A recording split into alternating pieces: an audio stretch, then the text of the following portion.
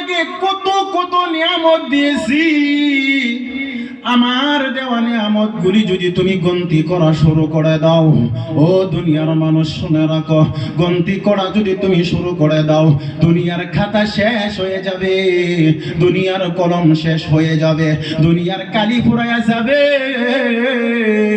জমিন ফুরাইয়া যাবে, জমির পানি শেষ হয়ে যাবে, কিন্তু আমি দেওয়া আল্লাহ তাআলার নিয়ামত তুমি গন্তি করে করে শেষ করতে পারবে না। জোরে জোরে বলেন না ভাই সুবহানাল্লাহ। ও বাজার,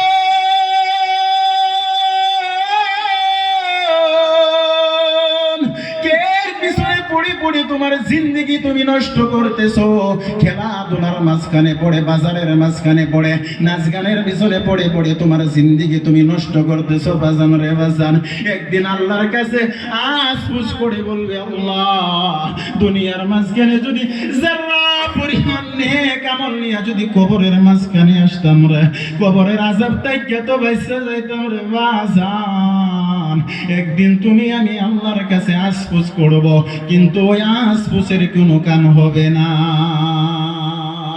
তোমার মতন কত যুবক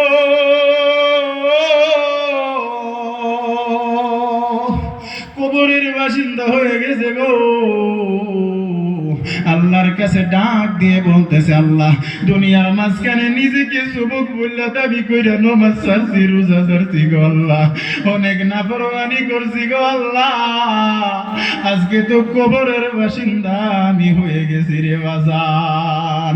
মত যখন আসবে যুবক দেখবে না, বাচ্চা দেখবে না, নারী দেখবে না, পুরুষ দেখবে না, বৃদ্ধ দেখবে না, মহিলা দেখবে না, মত যখন আসবে তোমাকে নিয়ে যাবে গো বাজান।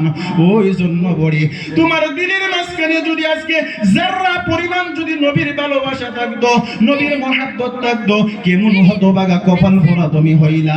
এই মজলিসের মাঝখানে নবী মুহাম্মদুর রাসূলুল্লাহ সাল্লাল্লাহু আলাইহি ওয়াসাল্লামের আলোচনা হইতেছে, তার সিরত নিয়ে আলোচনা হইতেছে, হুজুর সাল্লাল্লাহু আলাইহি ওয়াসাল্লামের জিন্দেগি নিয়ে আলোচনা হইতেছে, কোরআন হাদিস নিয়ে আলোচনা হইতেছে গো।